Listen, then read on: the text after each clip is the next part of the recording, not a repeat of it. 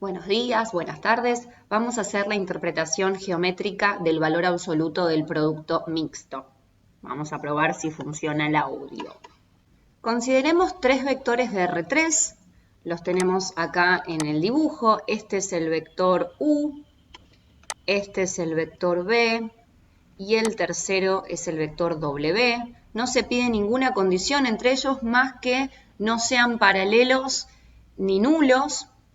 Estos vectores determinan un paralelepípedo, que es un cuerpo que tiene todas sus caras con formas de paralelogramos. Ningún ángulo tiene que ser necesariamente recto, ni siquiera el que forma el plano de la base con la arista lateral.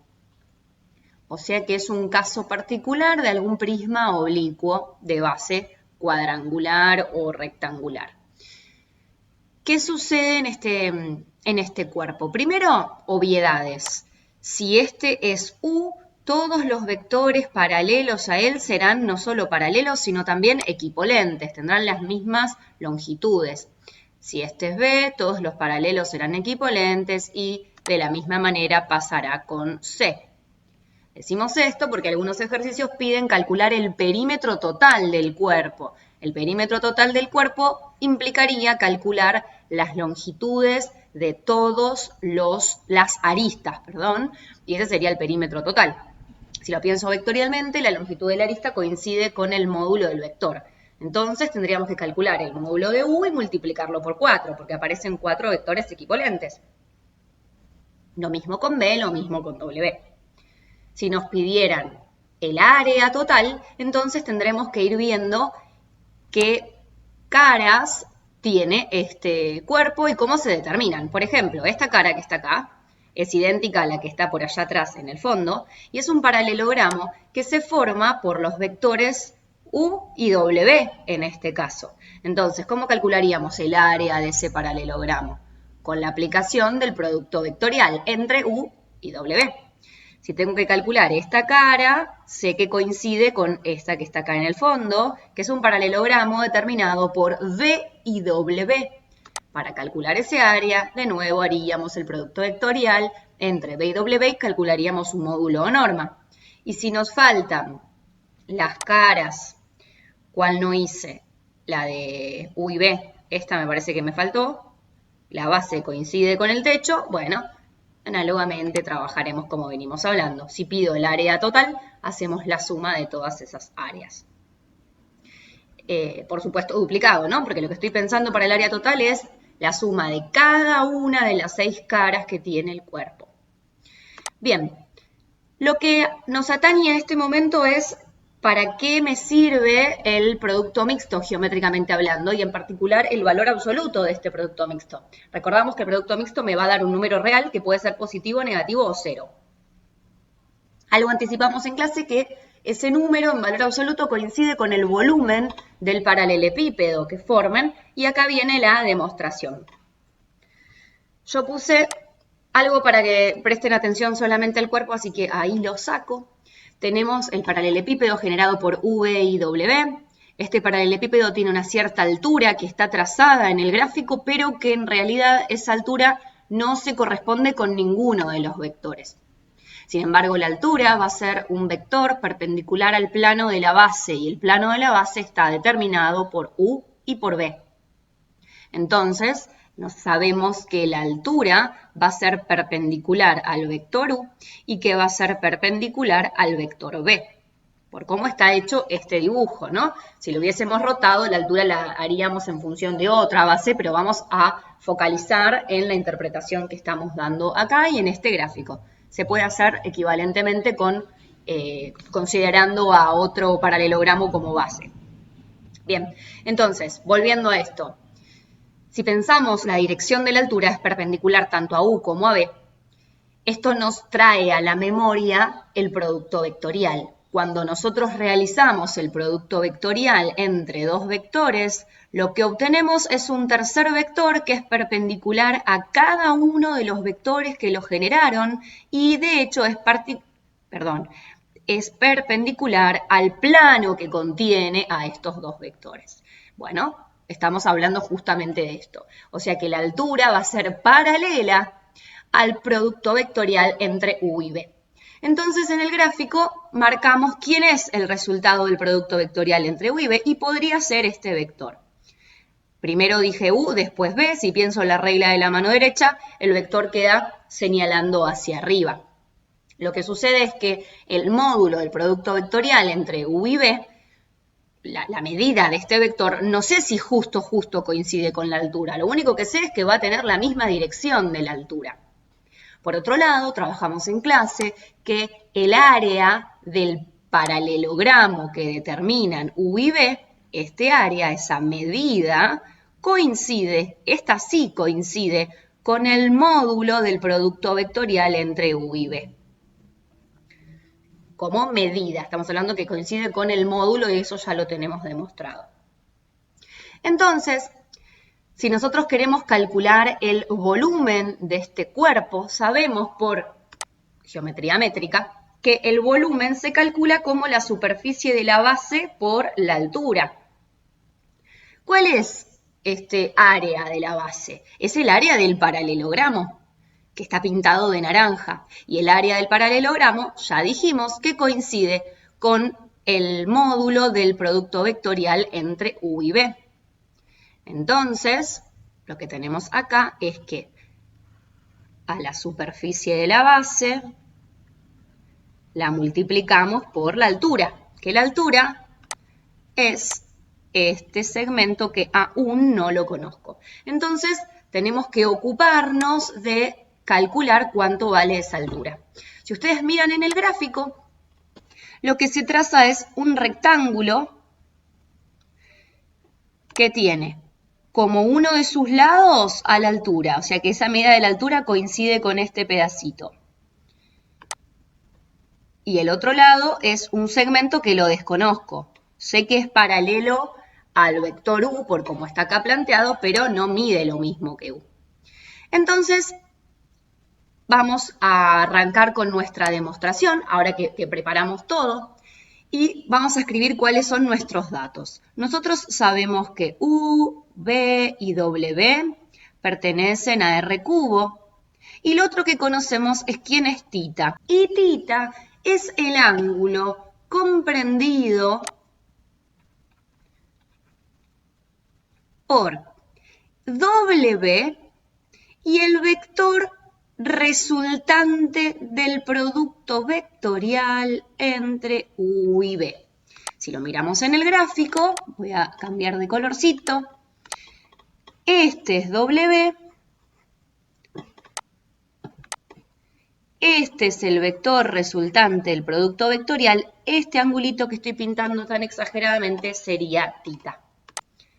Vamos a borrar, acá tenemos marcado a tita. Entonces, si pensamos en el rectángulo que charlábamos antes, tita es el ángulo que forma la diagonal que coincide con W con uno de los lados verticales, ¿sí? Este es el angulito, que obviamente no mide lo mismo que este, sino que son complementarios.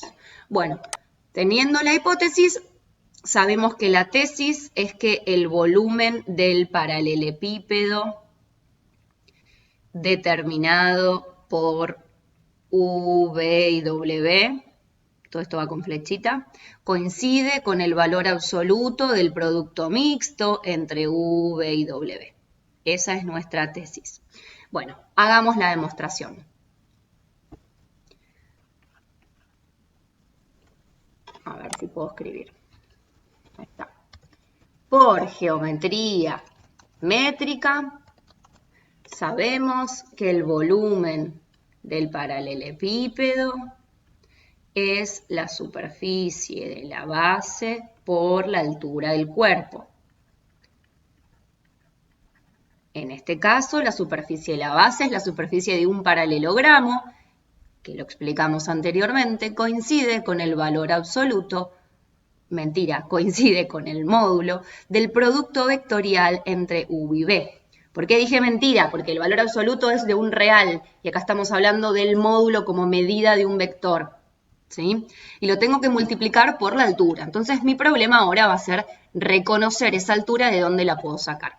Pero si miramos este triángulo, el triángulo OCP, en OCP tenemos el ángulo θ. Quiero averiguar la medida de la altura, que dentro de este OCP la altura sería este segmento que coincide con la altura que ya tenemos marcada, que es el cateto adyacente a θ. Y tengo como dato la medida de la hipotenusa, porque la medida de la hipotenusa coincide con la medida del vector W. Entonces, para la altura, vamos a ver qué pasa en el triángulo OPC. En ese triángulo, la letra tremenda, vamos a acomodar un poco, OPC. En ese triángulo tenemos el ángulo, queremos averiguar el adyacente y conocemos la hipotenusa, porque la hipotenusa coincide con el módulo como norma del vector W. Entonces, ¿cuál es la razón trigonométrica que vincula adyacente con hipotenusa? Es el coseno. El coseno de θ será igual al adyacente sobre la hipotenusa. Vamos a volver a mirar. El adyacente es la altura del cuerpo y la hipotenusa es la medida de W. Eso es lo que vamos a poner. La altura del cuerpo sobre la hipotenusa, que es la medida de W. Entonces, si nosotros lo que queremos es reemplazar a h por alguien, haremos un despeje. Como sabemos que W no es el vector nulo, podemos escribir que h es igual a la norma de W por el coseno de θ. ¿Y qué obtuvimos acá? U por W, todo esto es un vector. Tengo el módulo de un vector por el módulo de otro vector, por el coseno de θ. ¿Y quién era θ? Volvamos a mirar la hipótesis. Θ es el ángulo comprendido por W y el resultado del producto vectorial entre U y B. Θ es el ángulo comprendido por W y por el resultado del producto vectorial entre U y B. O sea, justamente estos vectores que aparecen en mi expresión. Por lo tanto, el volumen del paralelepípedo coincide con el módulo de un vector por el módulo de otro vector por el coseno del ángulo comprendido. Y eso equivale al producto escalar entre estos vectores que están en juego.